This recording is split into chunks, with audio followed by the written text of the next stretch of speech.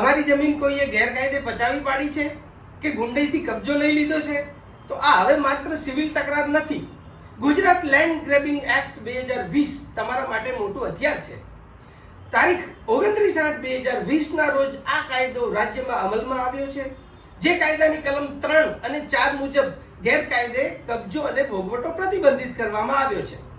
કબજો અને ભોગવટો એટલે એક જ વસ્તુ નહીં, તદ્દન ભિન્ન અર્થ ધરાવે છે, પરંતુ તેને ડિટેલમાં સમજવા માટે આપ કોમેન્ટમાં સૂચન કરી શકો છો. હવે સવાલ એ છે કે આ કાયદાની કાર્યવાહી કેવી રીતે થાય?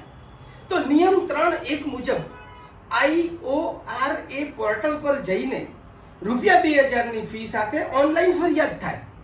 આ ફરિયાદ થતાની સાથે દરેક જે તે જિલ્લાના જિલ્લા કલેક્ટરશ્રીના અધ્યક્ષ સ્થાને રચાયેલી લેન્ડ ગ્રેબિંગ કમિટી આ ફરિયાદની પ્રાથમિક તપાસ કરશે, જેમાં એ રેવન્યુ રેકોર્ડની પણ ચકાસણી કરશે. ત્યારબાદ એમની પાસે બે વિકલ્પ ખુલ્લા રહે છે. એક, જે તે પોલીસ સ્ટેશનને FIR કરવા માટે આદેશ કરવો. બે, કે આ અરજીને દફતરે કરવી. જો એ દફતરે કરે તો તમારા પાસે બે ઓપ્શન ખુલ્લા છે.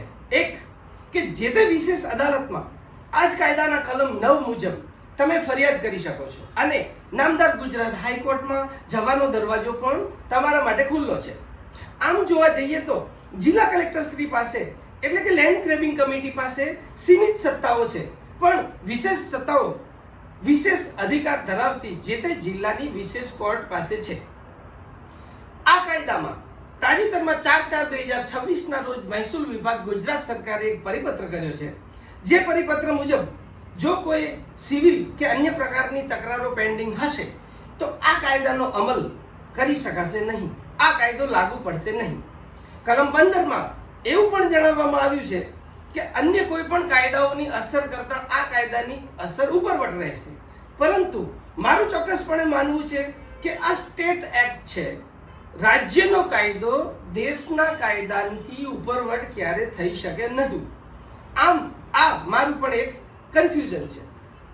આજે આટલું જ. Thank you. લાઈક એન્ડ રીપોસ્ટ કરો. share and subscribe.